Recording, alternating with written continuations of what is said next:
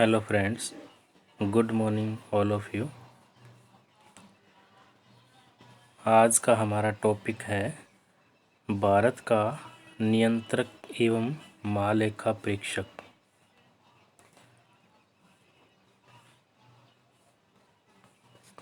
Comptroller and auditor general of India, Bharat का नियंत्रक एवं महालेखा परीक्षक। नियंत्रक एवं महालेखा परीक्षक से संबंधित अनुच्छेद 148 है। आर्टिकल 148 किससे संबंधित है? नियंत्रक एवं महालेखा परीक्षक से संबंधित है। Comptroller and auditor general of India से संबंधित है।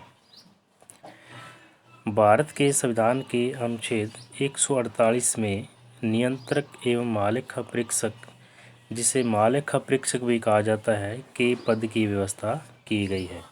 तो नियंत्रक एवं महालेखा परीक्षक से संबंधित अनुच्छेद 148 है। नियंत्रक का अर्थ क्या है? सरकार के सभी खर्चों पर निगरानी रखना अथवा ऐसे नियम बनाना जिससे सरकार के वित्तीय खर्चों पर नियंत्रण लगाया जा सके, नियंत्रक कहलाता है। नियंत्रक से हमारा अभिप्राय है सरकार के सभी खर्चों पर निगरानी रखना अथवा ऐसे नियम बनाना जिससे सरकार के वित्तीय खर्चों पर नियंत्रण लगाया जा सके। महालेखा परीक्षक का अर्थ, महालेखा परीक्षक क्या है? संसद द्वारा आवंटित धन के विषय में देखना ही कि सरकारी धन का सही तरह से प्रयोग हो रहा है या नहीं, यह देश के संपूर्ण वित्तीय व्यवस्था का नियंत्रक होता है महालेखा परीक्षक। महालेखा परीक्षक से हमारा अभिप्राय है कि संसद द्वारा आवंटित धन के विषय में देखना कि सरकारी धन का सही तरह से प्रयोग हो रहा है या नहीं हो रहा है। महालेखा जो परीक्षक है वो देश की संपूर्ण वित्तीय व्यवस्था का नियंत्रक होता है। इसी के साथ साथ सरकार को वित्तीय खर्चे कम करने के तरीके बताता है नियंत्रक एवं महालेखा परीक्षक। सरकार को वित्तीय खर्चे कम करने के तरीके भी बताता है। नियंत्रक एवं महालेखा परीक्षक, भारत में नियंत्रक एवं महालेखा परीक्षक केवल परीक्षक का कार्य करता है, न कि नियंत्रक के रूप में कार्य नहीं करता, बल्कि परीक्षक के रूप में कार्य करता है। भारत में नियंत्रक एवं महालेखा जो परीक्षक है, comptroller and auditor general of India, परीक्षक केवल परीक्षक का कार्य करता है, नियंत्रक के रूप में कार्य नहीं करता है। इसके अलावा इसका नियंत्रण राज्य एवं केंद्र दोनों स्तरों पर होता है।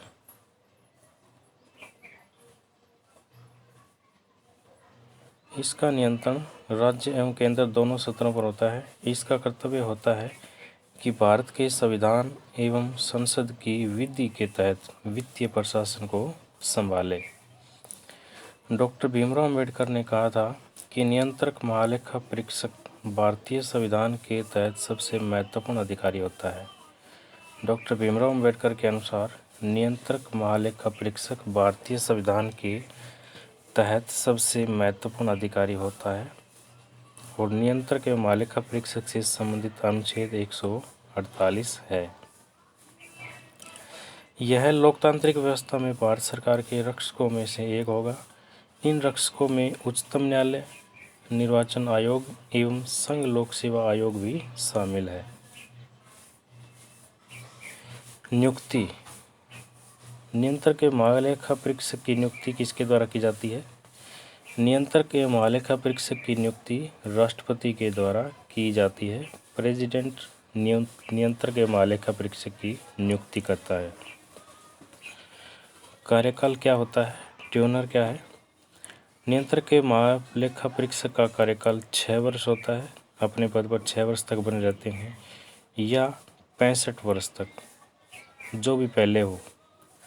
6 वर्ष का कार्यकाल है या फिर उम्र 65 वर्ष तक हो जाए, इन दोनों में से जो भी पहले हो जाएगी तभी नियंत्रक एवं महालेखा परीक्षक का कार्यकाल समाप्त हो जाएगा। तो कार्यकाल 6 वर्ष या फिर 65 वर्ष की आयु तक अपने पद पर बने रहते हैं। त्यागपत्र किसे देते हैं? नियंत्रक एवं महालेखा परीक्षक वह राष्ट्रपति को किसी भी समय अपना त्यागपत्र भेज सकते हैं। नियंत्रक एवं महालेखा परीक्षक राष्ट्रपति को किसी भी समय अपना त्यागपत्र भेज सकते हैं। राष्ट्रपति द्वारा इसे उसी तरह से हटाया जा सकता है जैसे उच्चतम न्यायालय के न्यायाधीशों को हटाया जाता है। नियंत्रक के महालेखा परीक्षक को हटाने का वही तरीका है जैसे उच्चतम न्यायालय के न्यायाधीशों को हटाया जाता है। उच्चतम न्यायालय के न्यायाधीशों को कदाचार और अयोग्यता के द्वारा हटाया जाता है, तो उसी प्रकार से राष्ट्रपति के द्वारा नियंत्रक एवं महालेखा परीक्षक को हटाया जाता है। दूसरे शब्दों में, संसद के दोनों सदनों द्वारा विशेष बहुमत के साथ उसके दुर्व्यवहार या अयोग्यता का प्रस्ताव पास करके ही नियंत्रक एवं महालेखा परीक्षक को उसके पद से हटाया जा सकता है।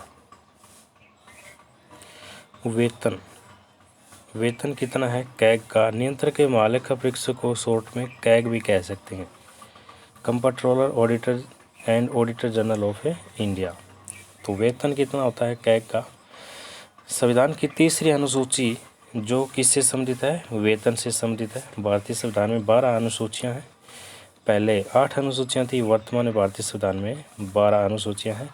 और 12 अनुसूचियों में से जो 3री अनुसूची है, शेड्यूल नंबर 3 जो है वो वेतन से संबंधित है, सैलरी से संबंधित है। तो संविधान की 3री अनुसूची में नियंत्रक के महालेखा परीक्षक के वेतन का उल्लेख किया गया है। नियंत्रक के महालेखा परीक्षक के वेतन का जिक्र कहाँ किया गया है? अनुसूची 3 में किया गया है। नियंत्रक के महालेखा परीक्षक का वेतन 2,50,000 रुपये प्रति माह है। नियंत्रक के महालेखा परीक्षक का वेतन 2,50,000 रुपये प्रति माह है। नियंत्रक के महालेखा परीक्षक का वेतन उच्चतम न्यायालय के न्यायाधीशों के वेतन के समान होता है। कैग का जो वेतन है वो उच्चतम न्यायालय के न्यायाधीशों के वेतन के बराबर होता है, इक्वल होता है। नियंत्रक के महालेखा परीक्षक का वेतन संचित निधि पर भारित होता है, जिसका उल्लेख अनुच्छेद 148 में किया गया है। कैग का जो वेतन होता है वो किस पर भारित होता है? संचित निधि पर भारित होता है, जिसका उल्लेख आर्टिकल 148 में किया गया है। कर्तव्य और शक्तियाँ।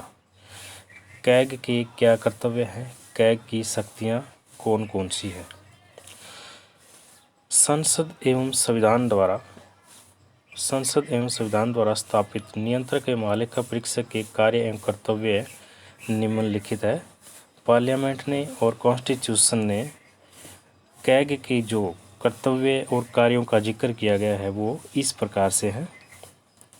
पहला, मुख्य लेखा परीक्षक के रूप में केंद्र एवं राज्यों से संबंधित सभी संचित निधि के व्यय की लेखा परीक्षा करता है कैग।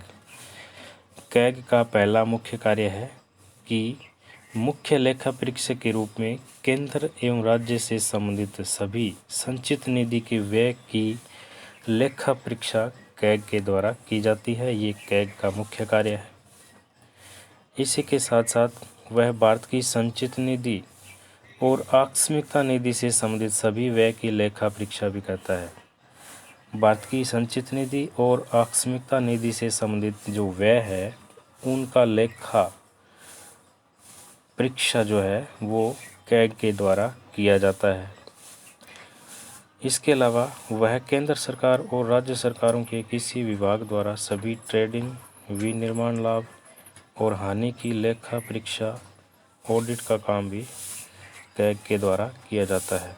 वह केंद्र सरकार और राज्य सरकारों के किसी विभाग द्वारा सभी ट्रेडिंग, विनिर्माण लाभ और हानि की लेखा परीक्षा, ऑडिट का जो कार्य है वो कैग के द्वारा किया जाता है। इसी के साथ साथ वह केंद्र और प्रत्येक राज्य की प्राप्तियों और व्यय की लेखा परीक्षा स्वयं को यह संतुष्ट करने के लिए करता है कि राजस्व द्वारा कर निर्माण, संग्रहण और उचित आवंटन पर प्रभावी निगरानी कर यह सुनिश्चित करता है कि सभी नियम और प्रक्रियाएं ठीक प्रकार से की गई है या नहीं की गई है। तो इस प्रकार से यह कार्य कैग के द्वारा किए जाते हैं।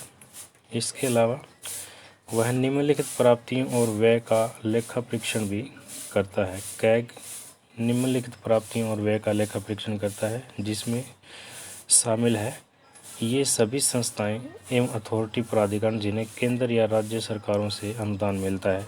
वे सभी संस्थाएं या अथॉरिटी प्राधिकरण जिन्हें केंद्र या राज्य सरकारों से अनुदान मिलता है, उनका लेखा परीक्षण कैग के द्वारा किया जाता है। सरकारी कंपनियों का लेखा परीक्षण कैग के द्वारा किया जाता है। जब संबद्ध नियमों द्वारा आवश्यक हो, अन्य नियमों एवं निकायों का लेखा परीक्षण भी कैग के द्वारा किया जाता है। इसके अलावा वह ऋण, जमा, बचत खाता और धन प्रेषण व्यवसाय से संबंधित केंद्रीय और राज्य सरकार के सभी लेन देन की लेखा परीक्षा भी कैग के द्वारा किया जाता है।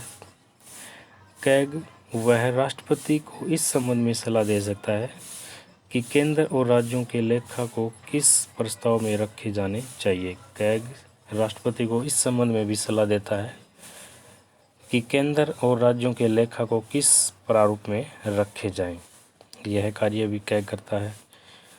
कैग केंद्र सरकार के लेखों से संबंधित रिपोर्ट राष्ट्रपति को देता है। कैग केंद्र सरकार के लेखों से संबंधित रिपोर्ट राष्ट्रपति को देता है और उसे संसद के पटल पर रखता है, अनुच्छेद 151 के अनुसार। यह भी कैग के द्वारा किया जाता है। कैग राज्य सरकार के लेखों से संबंधित रिपोर्ट राज्यपाल को देता है।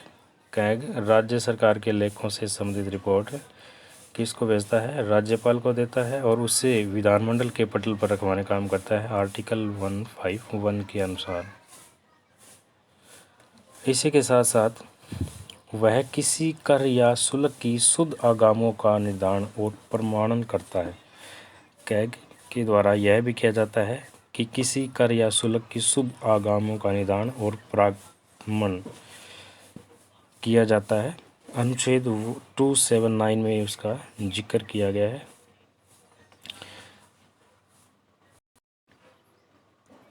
अनुच्छेद 279 के अनुसार कैग किसी कर या शुल्क की शुद्ध आगामों का निर्धारण और प्रमाणन करता है। उसका प्रमाणन पत्र अंतिम होता है, यानी कि कैग का जो प्रमाणन पत्र है वो लास्ट होता है, अंतिम होता है। शुद्ध आगामों का अर्थ है कर या शुल्क की प्राप्तियां जिसमें संग्रहण की लागत सम्मिलित नहीं होती। इसके अलावा कैग संसद की लोक लेखा समिति को गाइड, मित्र और मार्गदर्शक के रूप में भी कार्य करता है। कैग संसद की लोक लेखा समिति के गाइड, मित्र और मार्गदर्शक के रूप में भी कार्य करता है। लोक लेखा परीक्षक की रिपोर्ट।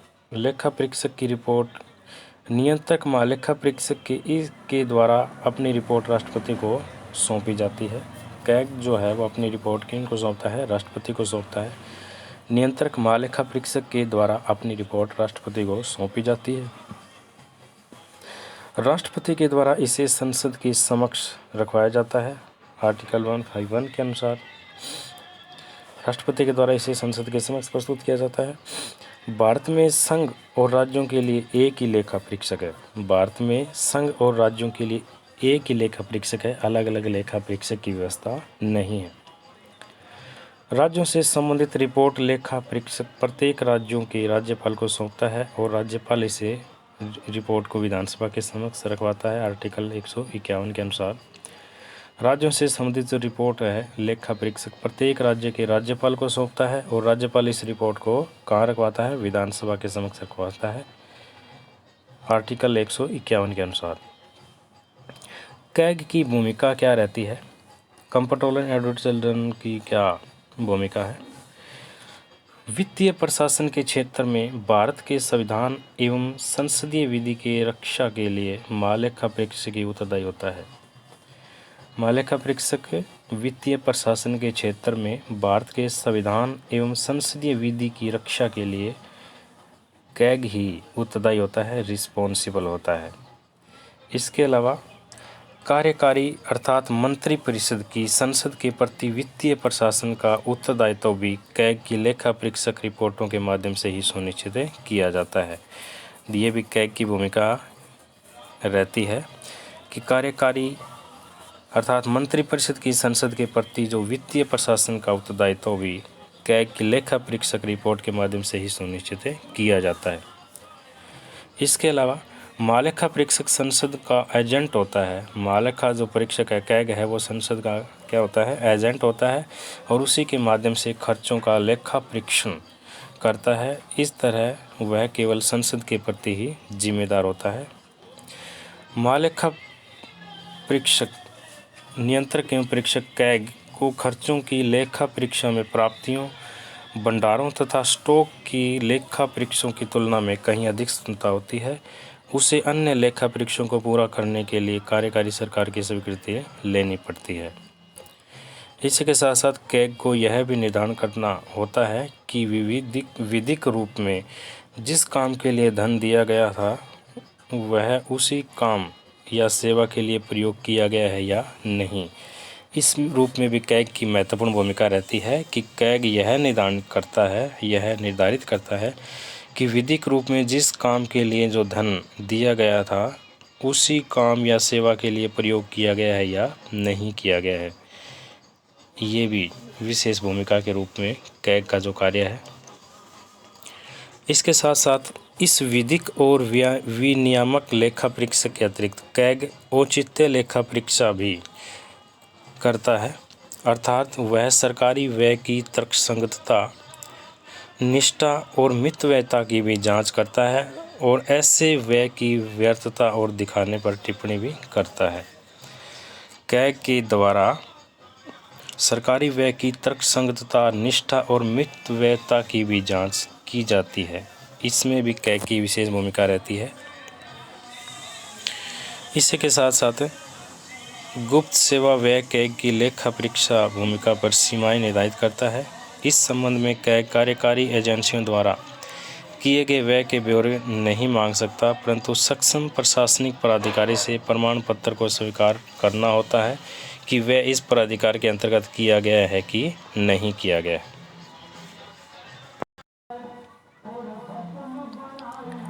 कैग की भूमिका के रूप में हम यह भी कह सकते हैं कि भारत के संविधान में कैग की परिकल्पना नियंत्रक सहित महालेखा परीक्षक के रूप में की गई है।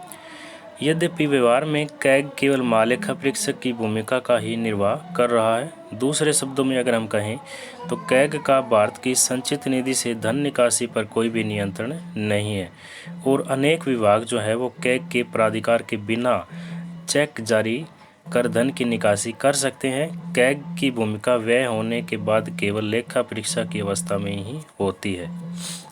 तो इस प्रकार से कैग की यह भी भूमिका रहती है।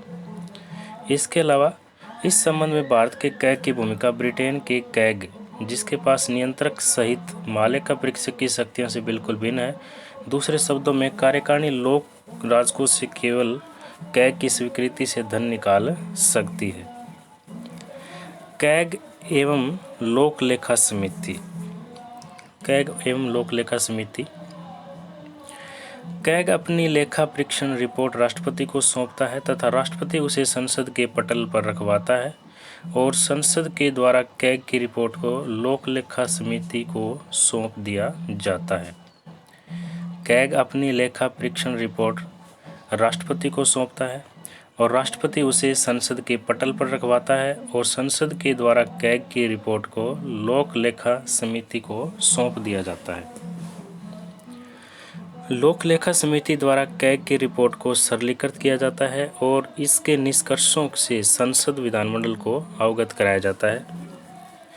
इसके अलावा लोक लेखा समिति अपनी रिपोर्ट संसद में प्रस्तुत करती है तथा कैग लोक लेखा समिति की सहायता करते हैं, असिस्टेंट करते हैं। लोक लेखा समिति के द्वारा रिपोर्ट को समझने के लिए कभी भी कैग को बुलाया भी जा सकता है। लोक लेखा समिति के द्वारा रिपोर्ट को समझने के लिए कभी भी कैग को बुलाया भी जा सकता है।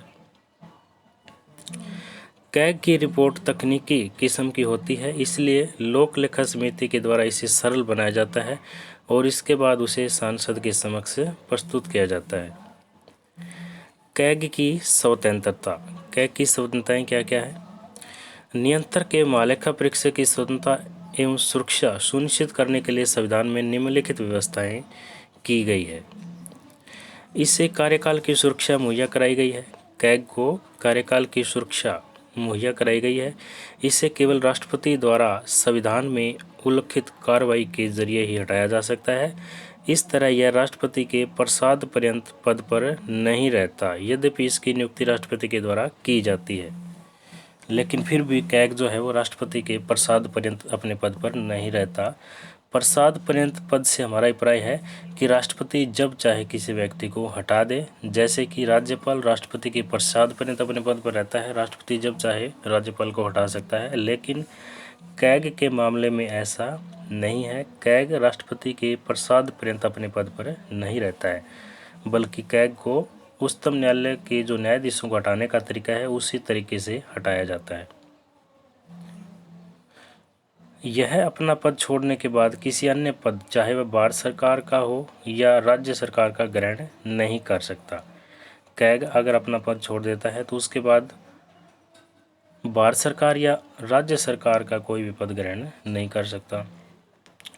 इसके अलावा इसका वेतन एवं अन्य सेवा शर्तें संसद द्वारा निर्धारित होती है। वेतन उच्चतम न्यायालय के न्यायाधीशों के बराबर होता है। 2,50,000 रुपये कैग का वेतन होता है। इसके अलावा इसके वेतन में और अनुपस्थिति, छुट्टी, पेंशन या निवृत्ति के आयु के संबंध में, उसके अधिकारों में उसकी नियुक्ति के पश्चात उसके लिए अलाभकारी परिवर्तन नहीं किया जाएगा। अलाभकारी परिवर्तन नहीं किया जा सकता, कोई कटौती नहीं की जा सकती, बढ़ोतरी जो है वो की जा सकती है, वृद्धि की जा सकती है। भारतीय लेखा परीक्षक लेखा विभाग के कार्यालय में काम करने वाले लोगों की सेवा शर्तें और नियंत्रक महालेखा परीक्षक की प्रशासनिक शक्तियाँ ऐसी होंगी जो नियंत्रक महालेखा परीक्षक से परामर्श करने के पश्चात राष्ट्रपति द्वारा बनाए गए नियमों द्वारा विहित की जाएं। इसके साथ साथ नियंत्रक महालेखा परीक्षक के कार्यालय के प्रशासनिक व्यय, जिनके अंतर्गत उस कार्यालय में सेवा करने वाले व्यक्तियों को या उनके संबंध में संदेह, सभी वेतन भत्ते और पेंशन भारत की संचित निधि पर भारित होंगे। अतः इन पर संसद में मतदान नहीं हो सकता, क्योंकि किस पर भारित होते हैं? भारत की संचित निधि पर भारित होते हैं। कोई भी मंत्री संसद के दोनों सदनों में नियंत्रक के महालेखा परीक्षक का प्रतिनिधित्व नहीं कर सकता और कोई भी मंत्री उसके द्वारा दिए गए किसी कार्य की जिम्मेदारी नहीं ले सकता। उच्चतम न्यायालय और नियंत्रक महालेखा परीक्षक। उच्चतम न्यायालय और नियंत्रक महालेखा परीक्षक।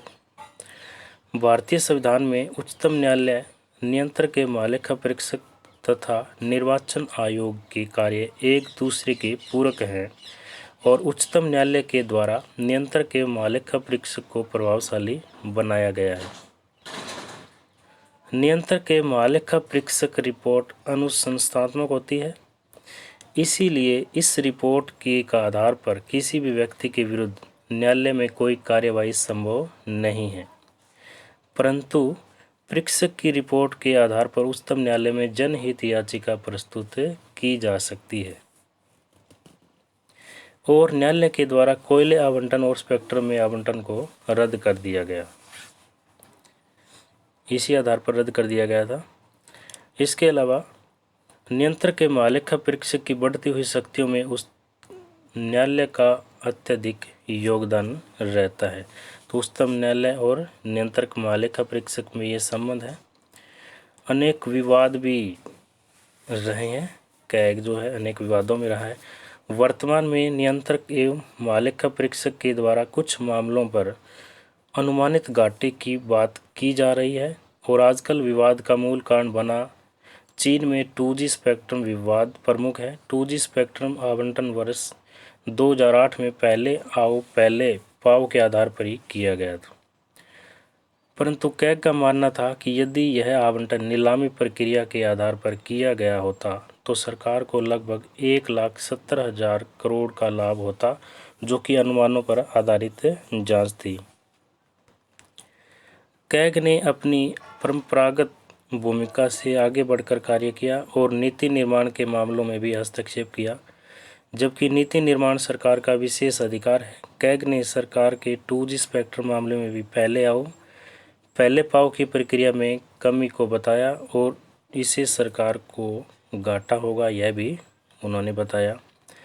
कैग ने जनता के धन की संरक्षण होने के कारण राजस्व की अक्षति पर प्रश्न चिन्ह लगाया तथा बाद में कैग की राय से सहमत होते हुए उच्चतम न्यायालय ने 2G स्पेक्ट्रम आवंटन पूर्ण रद्द कर दिया। इससे यह प्रमाणित होता है कि यह भूमिका जो है वो सही थी, गलत नहीं थी। आलोचनाएं भी हुई हैं। आलोचक जो है यह मानते हैं कि प्रशासन की कुशलता एवं वित्तीय खर्चों में सीधा संबंध विद्यमान होता है और कैग केवल वित्तीय खर्चों की निगरानी रखता है। इससे क्या होगा, इससे प्रशासनिक कुशलता के संबंध में सही जानकारी नहीं होती। प्रशासनिक निर्णय परिस्थितियों के अनुसार ही लिए जाते हैं, यानी कि बदलते रहते हैं, उनमें परिवर्तन होता रहता है। कैग की सक्रिय भूमिका के कारण भारत में निवेश का जो वातावरण हतोत्साहित हुआ है और 2G रिपोर्ट व कोयला आवंटन रद्द करने के कारण भारत में निवेश कुप्रभावित हुआ है। इसके अलावा प्रशासन के द्वारा परिस्थितियों के अनुसार अनेक निर्णय तात्कालिक रूप में लिए जाते हैं, जिसे बाद में कैग भ्रष्टाचार के रूप में परिभाषित करता है। अतः नौकरशाही पहल करने से परहेज करती है। एप्पलबाई की आलोचनाएं। एप्पलबाई ने भी आलोचनाएं की है। पॉल एच एप्पलबाई ने भारतीय प्रशासन पर अपनी 2 रिपोर्टों में CAG की भूमिका की कड़ी आलोचना की है तथा उसके कार्य के महत्व पर भी प्रश्न चिन्ह लगाया है।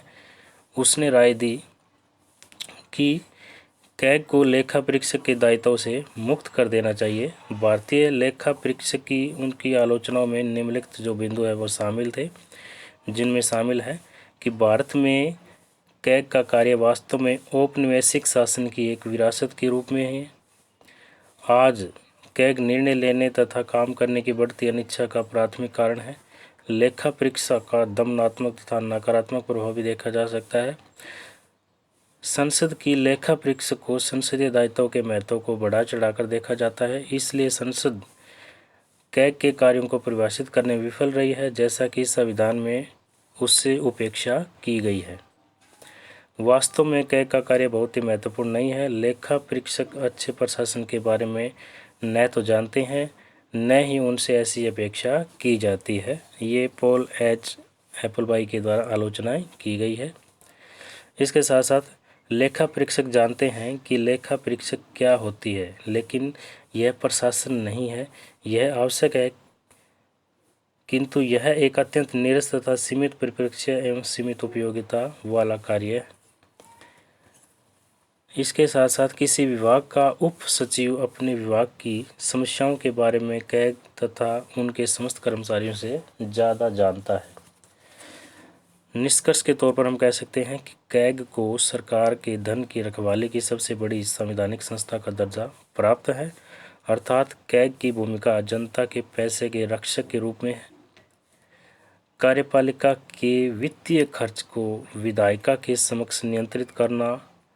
कैग के बिना विधायिका कार्यपालिका के वित्तीय खर्चों पर नियंत्रण नहीं बना सकती, इसीलिए कैग को संसद का मित्र एवं मार्गदर्शक कहा जा सकता है। कैग कार्यपालिका के वित्तीय खर्चों को नियंत्रित करके करदाताओं के पैसों की रक्षा भी करती है। तो इस प्रकार से आज हमने कैग के बारे में जानकारी हासिल की है। कैग यानी कि comptroller auditor general of India, और कैग से संबंधित अनुच्छेद 148 है। आर्टिकल 148 से 151 तक कैग का जिक्र किया गया है।